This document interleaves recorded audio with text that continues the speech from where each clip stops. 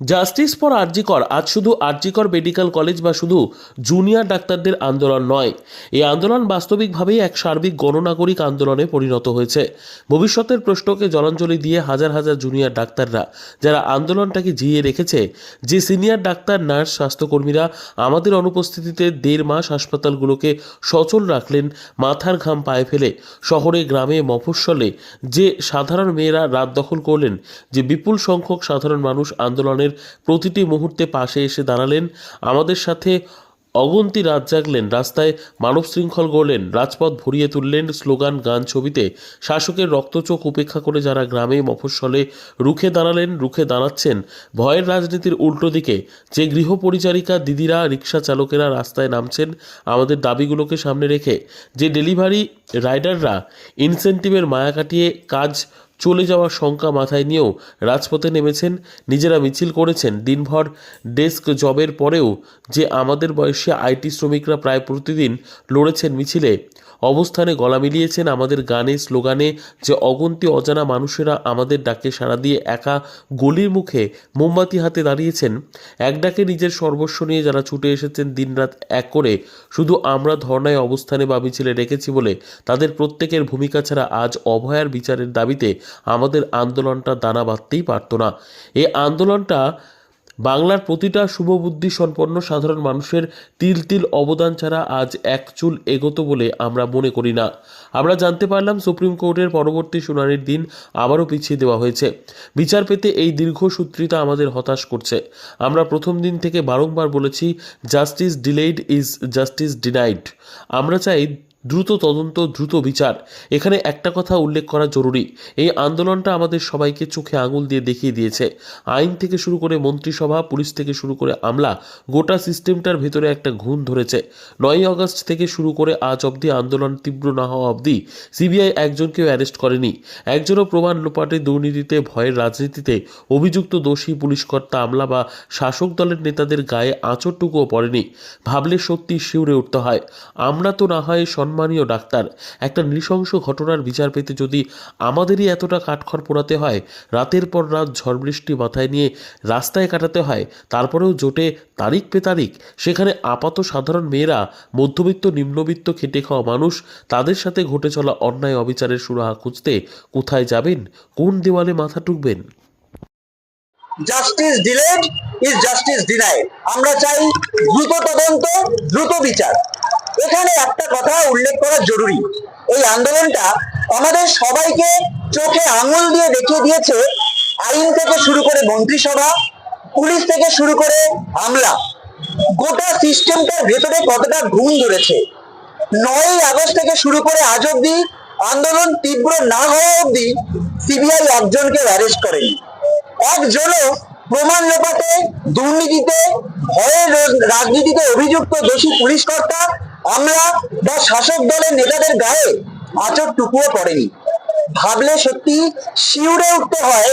আমরা তো না হয় কোটানকোট সম্মানীয় ডাক্তার, একটা নৃশংস ঘটনার বিচার পেতে আমাদেরই যদি এতটা কাঠখড় পোড়াতে হয়, রাতের পর রাত ঝড় বৃষ্টি মাথায় নিয়ে যাদের রাস্তায় কাটাতে হয়, তারপরেও যদি তারিখ পে তারিখ, সেখানে আপাত সাধারণ মেয়েরা, মধ্যবিত্ত, নিম্নবিত্ত, খেটে খাওয়া মানুষ, তাদের সাথে ঘটে চলা অন্যায় অবিচারের সুরাহা খুঁজতে কোথায় যাবেন, কোন দেওয়ালে মাথা ঠুকবেন?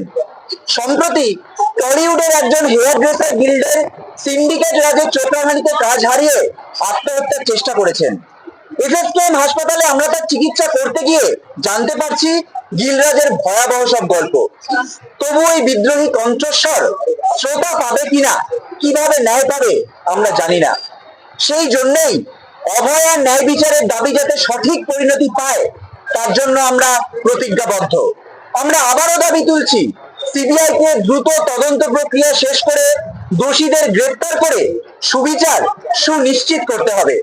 আদালতে বিচারের প্রক্রিয়াকে দ্রুত করতে হবে। আমাদের সব্বার আন্দোলনটা কিন্তু শেষ হয়নি। অভয়ার বিচার ছিনিয়ে নিতে না পারা অবধি এই আন্দোলনের শেষ নেই।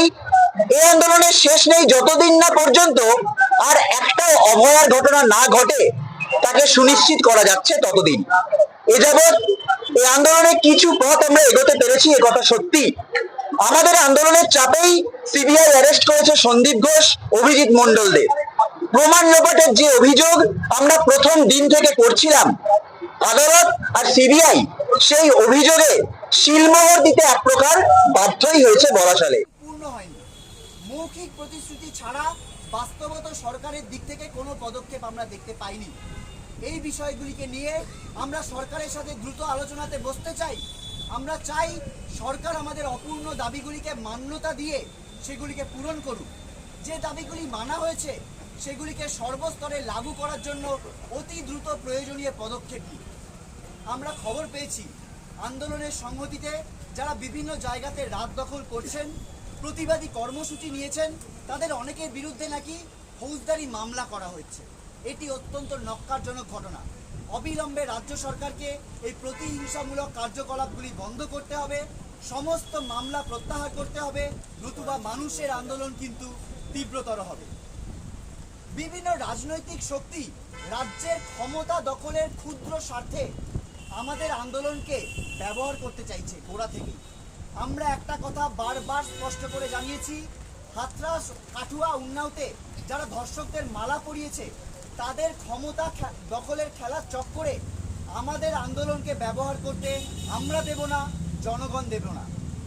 এদেরই কিছুজন স্বতঃপ্রণোদিত হয়ে গত পরশুদিন রাজ্যপালের সাথে দেখা করে এবং মহালয়ার দিন জুনিয়র ডাক্তাররা অভয়ার জন্য তর্পণ করবেন এই ভুয়ো খবর মিডিয়াতে ছড়ানোর অপচেষ্টা করে। এই কর্মসূচির সাথে আন্দোলনরত জুনিয়র ডাক্তারদের কোনো রকম সম্পর্ক নেই। এই আন্দোলন বিভাজনকামী কোনো রাজনীতিকে প্রথম দিন থেকে প্রত্যাখ্যান করেছে, আগামীতেও করবে। দক্ষিণবঙ্গে সাম্প্রতিক ভয়াবহ বন্যা পরিস্থিতিতে সাধারণ মানুষের দুঃখ দুর্দশা আমাদের বিচলিত করেছে। বাংলার সাধারণ মানুষ আমাদের আন্দোলনের সাথে সম্পৃক্ত থেকেছেন একদম প্রথম দিন থেকে। আমরা জুনিয়র ডাক্তাররাও মানুষের দুঃসময়ে সাধ্যমতো তাদের পাশে দাঁড়াতে চেয়েছি। এও আমাদের চলমান আন্দোলনের একটি গুরুত্বপূর্ণ কাজ বলেই আমাদের মনে হয়েছে। পশ্চিম ও পূর্ব মেদিনীপুর, হুগলি, হাওড়া সহ দক্ষিণবঙ্গের একাধিক জেলায় প্রবল বন্যা পরিস্থিতি তৈরি হয়েছে। স্থানীয় মানুষকে যে ভয়ানক দুর্গতির সম্মুখীন হতে হয়েছে তা কিছুটা লাঘব করতে জল, শুকনো খাবার, জামা কাপড়, অত্যাবশ্যক ত্রাণ সামগ্রী, ওষুধ ও প্রাথমিক চিকিৎসার ব্যবস্থা নিয়ে আমরা ছুটে গেছিলাম, কোথাও নৌকায়, কোথাও হাঁটু জলে। অভয়া বন্যা রিলিফ ক্যাম্প এবং অভয়া হেলথ ক্লিনিক সহ আমরা পৌঁছতে পেরেছি কেশপুর, গজাগ্রাম, উদয়নারায়ণপুর, গড় পুরুষোত্তমপুর, পাঁশকুড়া, হুগলির রাধানগর, পাটুলগ্রাম, থামলা, খানাকুলের সারদা, বড়দিকরুই, দেবড়া, মালদার ভূতনি, মহারাজপুর, ঘাটালের নারাজলের মতো বন্যা কবলিত আরও অনেক এলাকাতে। আমাদের প্রতিনিধিরা পাঁশকুড়াতে 2 দিনব্যাপী অভয়া ক্লিনিক ও রিলিফের কাজ করছেন।